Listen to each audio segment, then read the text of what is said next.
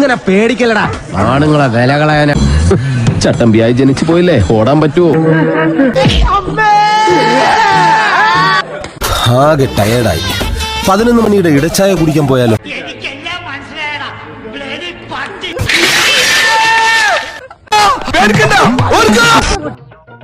നീ എവിടെ പരിപാടി അവതരിപ്പിച്ചാലും ഇത് തന്നെയാണല്ലോ നിന്റെ വിധി. ഇതൊക്കെ എന്ത് എന്താ ഉണ്ടായേ? എന്തിനാ ആളുകൾ പടക്കം പൊട്ടിച്ചേ? എവിടെയോ എന്തോ ഒരു തകരാറ്. ഇനി പോവാലോ. ഓൻ വരട്ടെ, ചിലപ്പോ ഒരു ഓട്ടം കിട്ടാൻ സാധ്യതയുണ്ട്.